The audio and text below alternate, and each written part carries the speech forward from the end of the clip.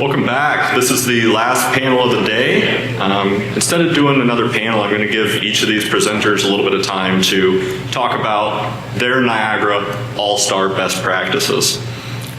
Each of these panelists is going to do a quick introduction of themselves when they get up, but I am going to just kind of do a quick introduction. We've got James Johnson again, who was up here earlier, Mike Mitchell, formerly of Cochrane Supply, and Shane and George are both trainers and regional support specialists from Cochrane Supply as well.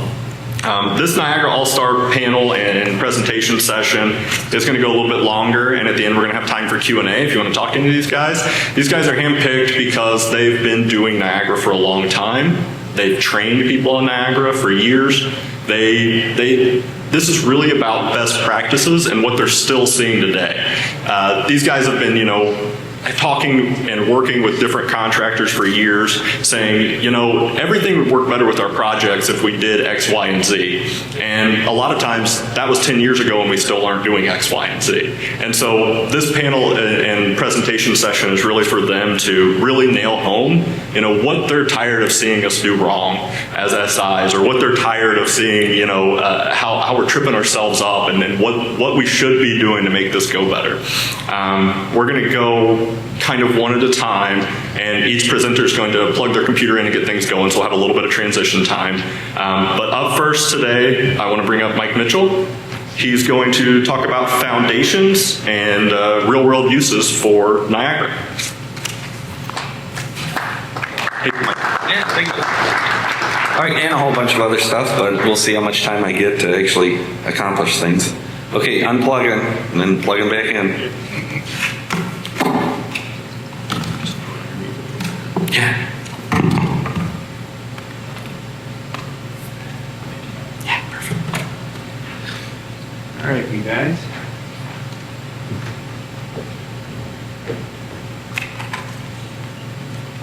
All right, you gotta move the brick.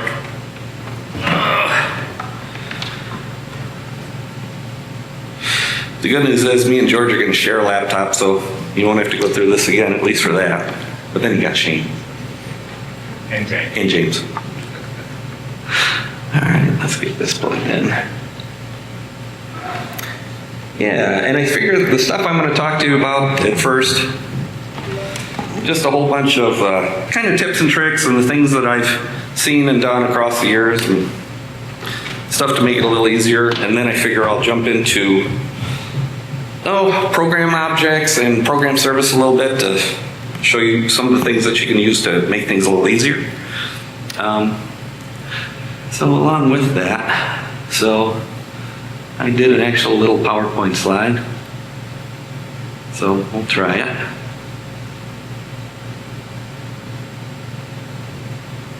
Yay, it worked. All right, cool. So anyways, here's me. For those of you that don't know me, I've been with Cochrane, or had been with Cochrane Supply for about 23 and a half years.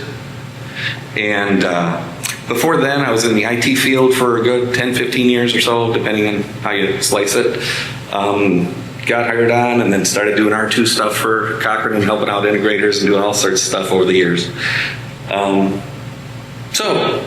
Now I'm basically just an independent contractor, and I'm out there to help you guys, integrators and users and customers, make your systems better. That kind of stuff. So, on to the goodies. So, I think the first thing I want to say is, like any other first job or first things that you get going on, you're going to make mistakes at first. And there's going to be, I call them kind of mistakes, but there's always a better way of doing something, a better way to build your apple cart and all that kind of thing. So you're going to find things along the way that you're going to glob onto to make things better. And the best way to keep track of that stuff is start making a list, and then with that list of things that you've got, the little items along the way, if they have any justification for the end user or your customer, start validating that to them. Like say, hey, here's that value add for us.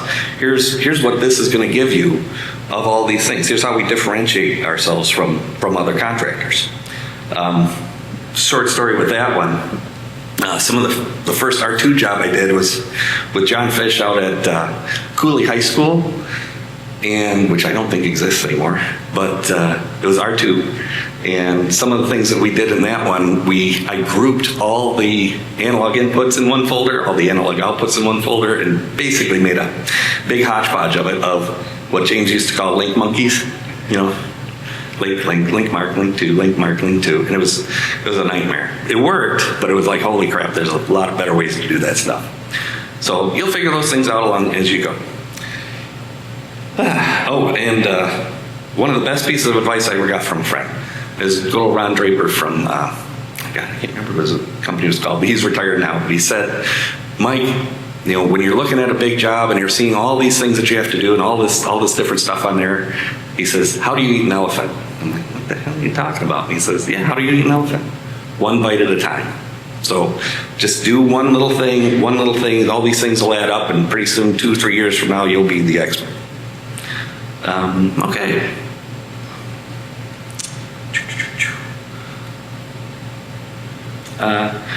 Keeping your components organized, I think in the station, you know, this is an easy one. Just basically have your own system for that kind of stuff. I see a lot of people like burying folders and burying devices and things inside like the driver's folder and you know, inside of their own custom stuff, and that's okay if it works for you. But generally speaking, when you say there's a newbie on your company that has to work on that same site, they want to find stuff easy.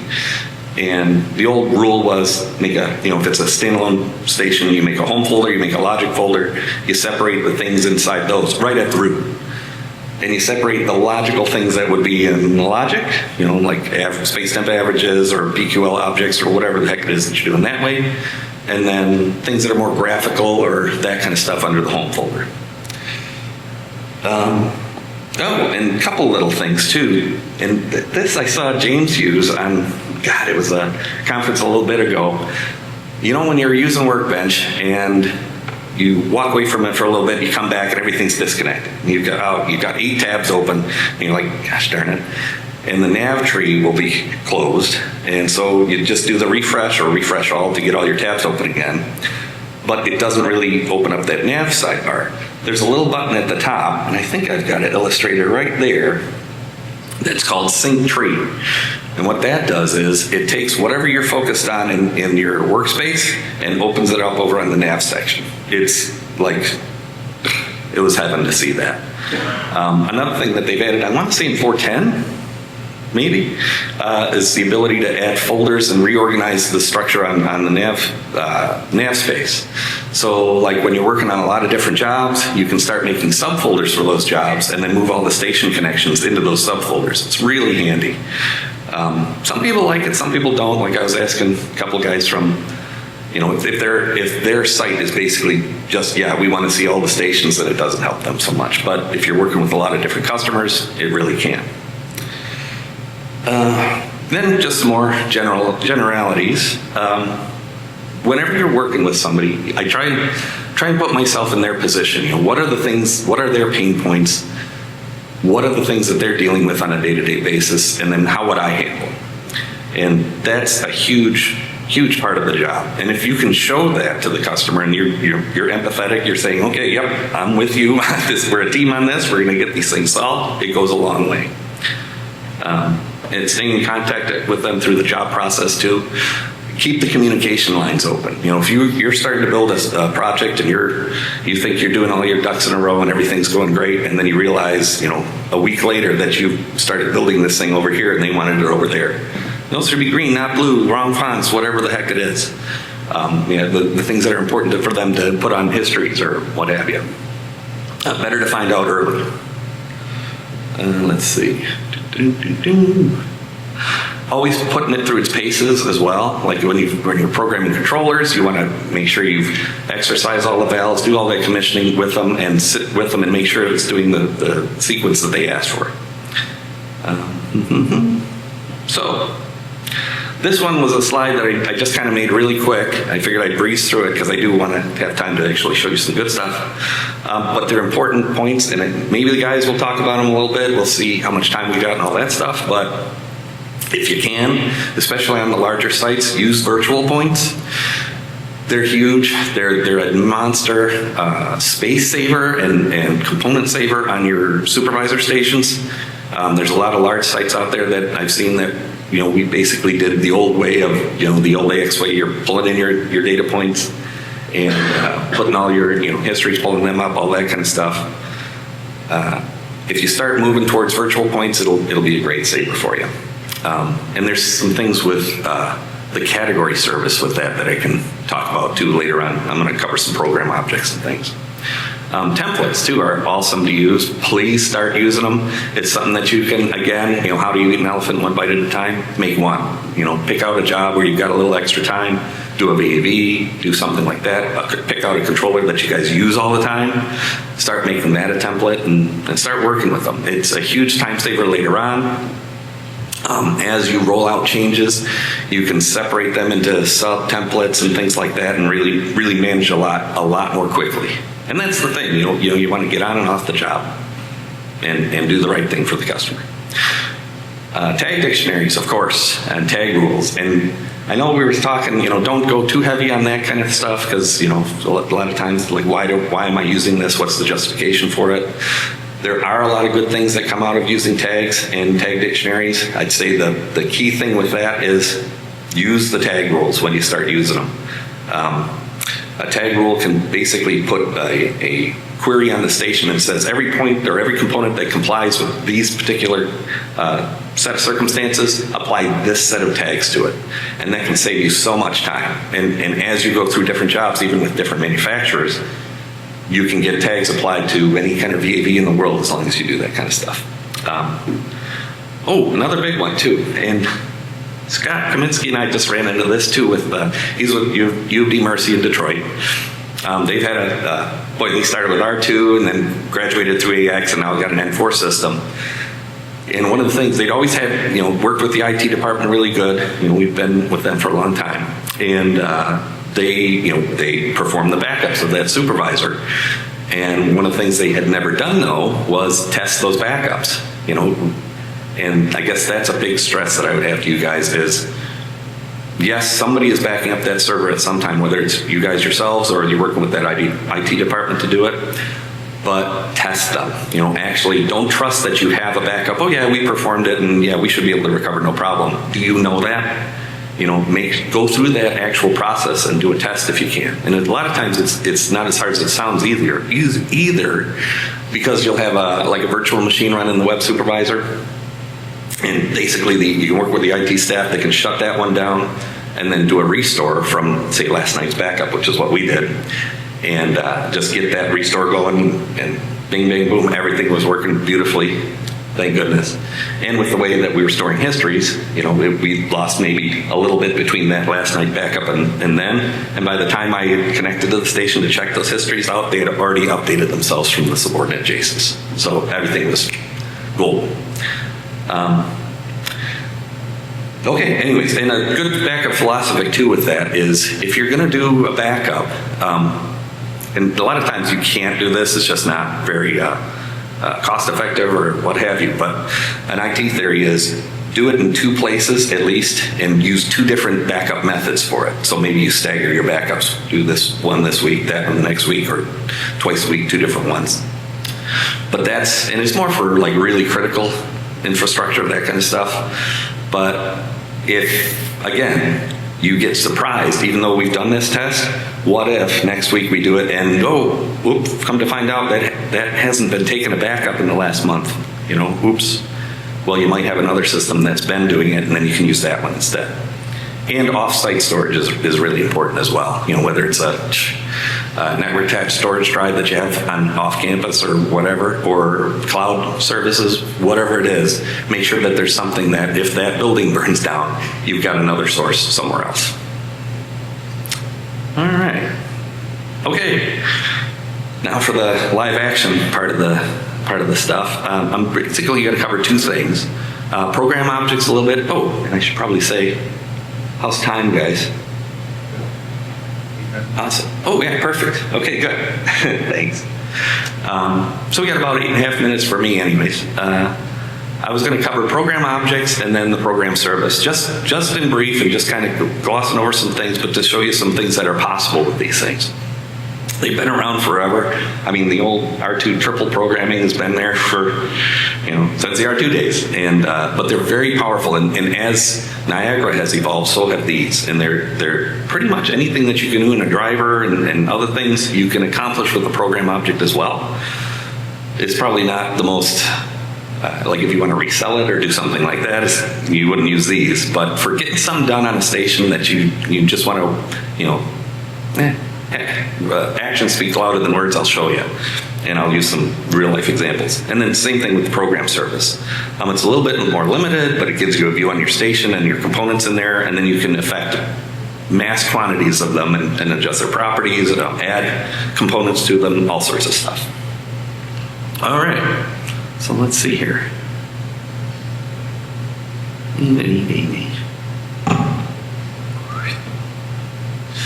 Okay, hopefully, yep, good, I've got a station running, and thanks to Kevin, if he's out there somewhere. I'm okay. Oh, the other Kevin, sorry, Kevin. That's Kevin Crable at trainer with Cochrane, but I'm Kevin Kirka from State of Michigan. I'm using their master web supervisor for this demo, so thanks again, Kev. And if I can get to, which I think I will, some of the program objects in there, you'll see why. So let me close up a few things. Huh? I cannot think we're seeing your screen right. Oh, There we go. thanks guys. Rock and roll. And thanks, Jane. Okay, so yeah, this is that web supervisor stations too. And I'm running in 4.14 right now, update 1, just for giggles. But let's see here. So the examples I think I wanted to show, one of them was with actually a different site that was using Modbus TCP. I was going out there to look at some air handlers, and I planned on them being BACnet and being able to pull them in pretty easy and say, oh yeah, no problem, discover the points, get everything going that we wanted to see. But then found out once I was there that they were set up for Modbus TCP, and they had some other controllers on site that were also set up Modbus TCP, so I didn't really want to just change those over to BACnet and upset the apple cart there and disrupt communication. So I looked up the register list for those air handlers, and to my dismay, I saw about the register list in the PDF that was about 9 miles long. It was probably about 7 pages. And I went, okay, well, it's still not the worst thing in the world, and I don't want to sit there and manually add a whole bunch of Modbus points, myself to that. So I took that PDF and I copied a couple of the columns out of it. Just got the name of the Modbus point and the Modbus address of it. And then I wrote a couple of program objects that I've got over here. Just real simple. I saved those points list as CSV files. See if I can find them in the station for you. Should be relatively easy. Yeah, so we'll do the input registers first for giggles. So this is what that looked like afterwards. Really helpful tip with this too. What I used to do whenever I was capturing something into a table that I needed to turn into a CSV, you basically open up Adobe Acrobat or a browser or whatever and highlight the whole thing, copy and paste that into Excel, and then take just the columns I wanted if I was lucky enough to get it to translate what I was copying into a table. But there's a cool feature in Adobe Acrobat, and this is another one of those little tips and tricks. And I think it's in some other apps too, like Word, etc. If you hold down Alt while you're doing a selection, it'll actually only select the column and the values that you've selected. So if you've got one of those spreadsheets like that, I'll bring up that register list if we got time, and it's crazy. You can actually just select the things that you want out of it and then paste just what you need into that spreadsheet, and it's a lot easier. Okay, anyways, so that's what I did for this. This is that register list of just their input registers. And that was fairly significant. Some of these other ones are even bigger. So, what I have this program object doing, I pop this little crazy AHU out here, got a points folder, nothing in it. So this, if I execute the action on this, it has one property to it. It's just pointing at that, where does it want to dump the points to. If we look at the code for this program, which I'll just show you briefly, go to the program editor for it.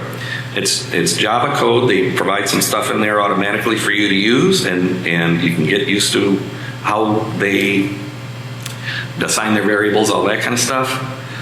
But you can see right here, this is where it's pulling in the file that I've specified for those register inputs, just CSV file. And when I go here and actually run it, it will actually start up a job. You know, we were talking about that. It's a nice way to see conveniently what you have running in your program object and what did it actually do. So you can see here it kind of runs through it. It creates a whole bunch of points and assigns their addresses to it. And you see in the Modbus device itself. Now we've got all those points created, and I didn't have to do it manually. And on all their addresses. I think the first point comes up a little goofy. Well, let's check it out. Yeah. So you see all these came up, typical, here's the absolute address of them. You can actually, inside the program object, assign more properties to it as well, where you can say, okay, here's my facets that I want to use on these. You can pick up on more information from the CSV if you want and adjust that kind of stuff as well.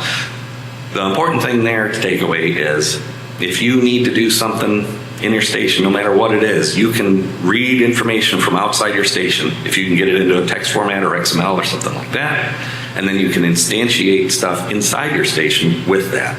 And it's a huge time saver. Let's see. So some of the other program objects got about a minute and a half. I'll cover these really quick. Hopefully they function. Working with the state of Michigan, they're going to shift over to using virtual Niagara points and all that. And we were looking at, okay, they use a lot of different end users on it, so they have to have a lot of categories for assigning people permissions on that supervisor. As such, you go through category browser and assign those categories, by expanding your config space and, clicking those little checkboxes, etc. But how that works with virtuals, you have to do the same kind of thing where you expand the virtual space underneath each station and you assign the categories there. So that's kind of a pain in the butt. And over the course of 20 years of them having Niagara, they've and evolving, they've got a whole bunch of different objects assigned to different categories all over the place. So one of the things we wanted to do was, I'll run this one, just to make it quick. Let me attach to the application director. This one I just had dumping out to app director for the time. Let me clear the output. Jump back to here. Run this one. With any luck at all, we'll see a whole bunch of stuff. So what this does is it loops through the station starting at whatever order you give it, and it'll tell you how many occurrences of certain category masks that you have in the station. And then it gives you the names of them for convenience as well. So, like for example, when we look at this category service, so they have all these different categories created in there. And then if you were to go into the category browser and start trying to hunt things down to say, okay, where have the mistakes been made? The majority of things should be big clusters of objects that have a certain category assigned to them and all that stuff, and hard to find. But this tool will let you see these, tell you how many are there of each one. You can export this into an Excel spreadsheet and sort it by how many. You could also do that in the program object, but I was lazy. And then you can kind of get rid of those onesie-twosies, like there's only 2 occurrences of this particular category mask, where it's statewide read administrator zone 4 command. Probably an error. And then there's a couple of other objects, and I'll be really quick on this one. You can show the category mask of a certain component.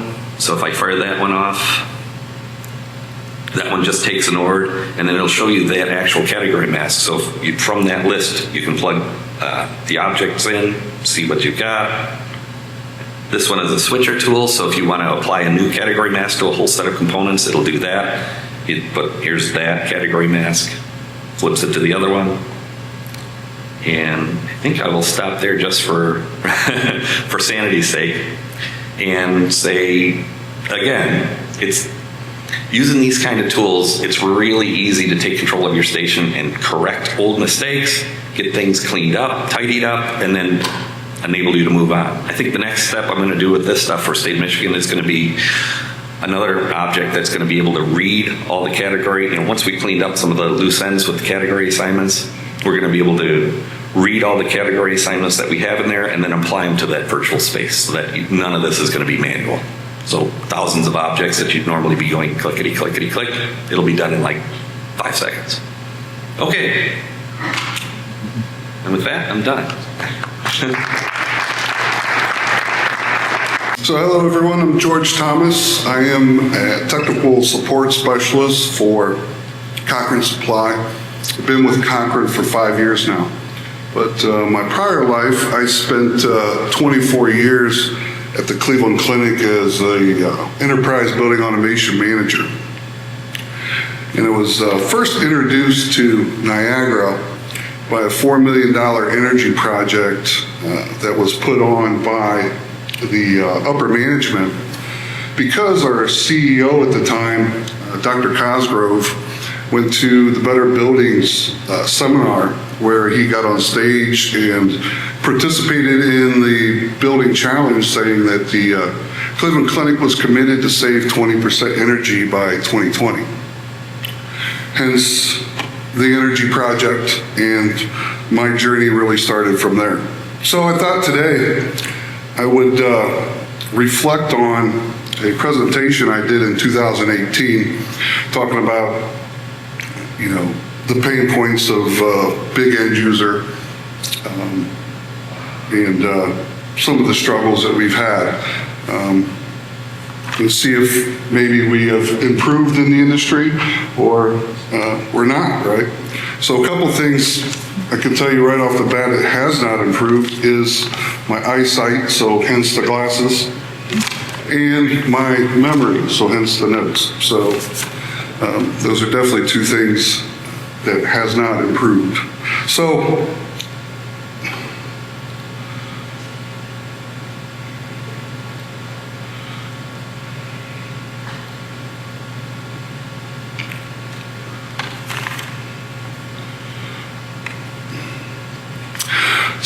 the big keywords back then, I can't walk around this, right? The big keywords back then were IoT, right, or big data, whether we were talking from the building automation standpoint or from even healthcare. So, back when we were talking about all this data and what we're going to do with it, they partnered with IBM to feed medical data into the Watson system, which is, IBM's AI, pretty much, right? They really believe that there's enough information from wearables and from hospitals that we can get all this data into these servers, and if we could figure out how to sort this data correctly, that we could really find the cure to most diseases out there, right? And that's the problem, right, is being able to get that data and learn how to sort it. So, when you're talking about from the building aspect, what we're dealing with, over 300 buildings, over thousands of connected devices with, millions of points, right? And how do you manage that? How do you get all that in, and how do you sort that stuff, right? And really, we heard a lot this week about cloud service and AI, but we've seen the issues, and where we struggled was just being able to get that clean data in, right? To be able to manage it and use it to actually run our buildings, right? So the biggest problem was we weren't deploying this stuff correctly, right? So back then I was a little bit more spunkier than I was, but kind of get the hint here where we're going with this, is we weren't deploying this stuff correctly, right? Oh, oops. So when this project first came along, we had all these systems out there with HVA systems, lighting systems, elevators, REIS systems for medical alarms, you name it, all this data out there, and asking us to bring it in. And once this energy project kicked off, we knew they were installing BACnet servers and deploying BACnet supervisors and bringing all this points. And once they turned on the tunnel to do all this, it created chaos within our system, right? It was knocking off servers. Stuff just wasn't communicating correctly. Our front ends were going down, and we really had a huge issue because nobody took the time and energy to manage the system, right? No one was following any kind of BACnet rules. All this equipment was being brought in, Siemens, Johnson, Delta, all starting with instance number 1, device number 1, right? And duplicated device IDs calls BACnet traffic, right? So I had what we called the Godfather meeting, and I brought all these guys in and I said, listen, to be able to fix this, we need to come up with a solution. Somebody needs to manage this data and set down the BACnet rules to them. And it literally took us 2-3 years to clear all that up to make it good, usable data, right? I think one of the things I see out there as an instructor, and one of the pain points, and probably one of the biggest tech support issues that I see out there is network communication, or devices updating where the data is actually usable and it's good, right? So understanding the BACnet data model and how it works, I think is probably one of the biggest things being missed in the industry, right? There's always places to find help, especially Cochrane TechServices site. We have a bunch of knowledge-based articles on there that's been written to help for pain points like this. There's also manufacturers are also seeing the issues. So going directly to Distech's website, right, where there's a document on there for BACnet troubleshooting, and you can get. Also, if you take an optimizer class, Honeywell spends a portion of their class just talking about their devices and how to use the tuning policies and how to use their devices with BACnet. So there are helpful things out there to improve the communications. One of the other pain points that we've seen and dealt with is, I like to think that maybe I coined the phrase alarm fatigue, but maybe not.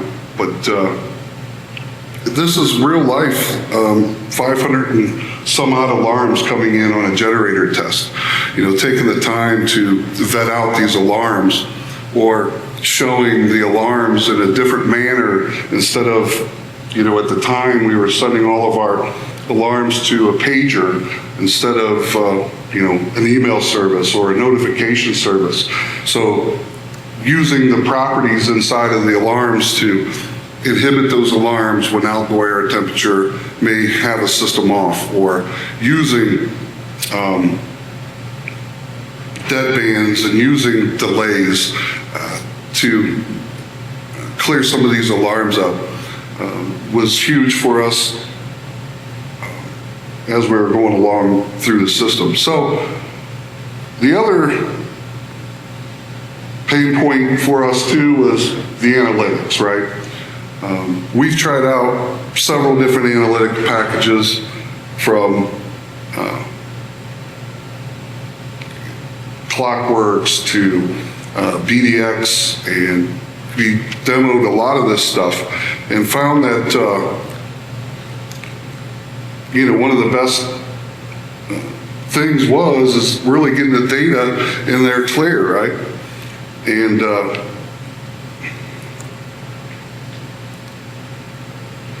even going a step farther, right, with the data, not only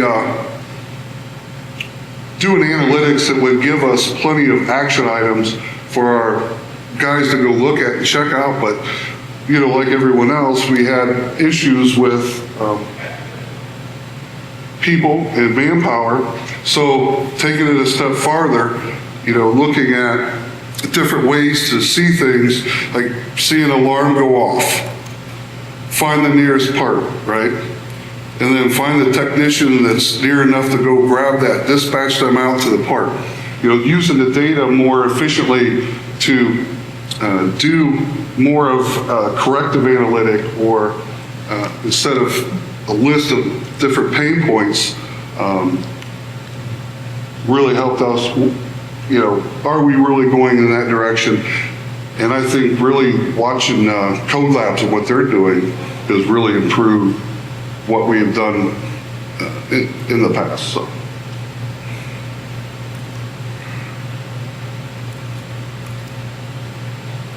And then security was huge for us too, right? One of the biggest improvements that we've seen was secure by default, right? That Niagara launched that, and our technicians just got used to using the security features instead of have to go in there and enable some of that stuff. And also embracing IT, right? There's all kinds of rules that these manufacturers had to follow to even play on our network. And, I think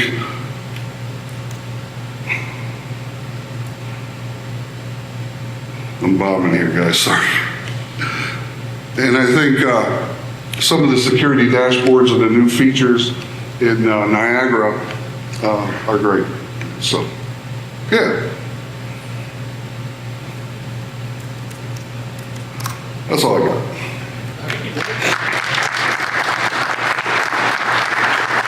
So I'm James Johnson. I was up here earlier, so I need to copyright Jacob's introduction for me, or get a copy of that, because it was very eloquent and sounded great.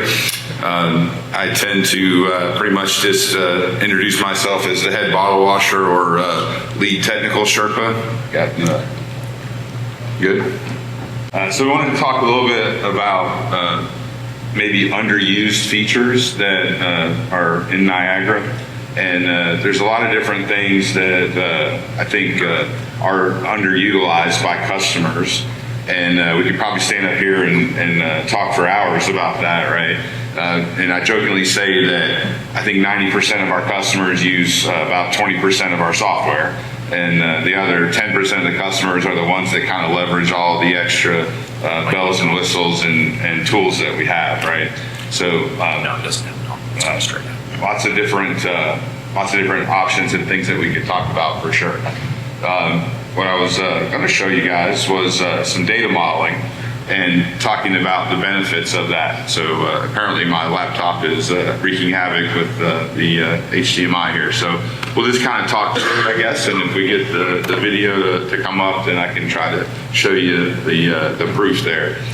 Lesson learned, make sure you come up and do an op check on your video ahead of time, right?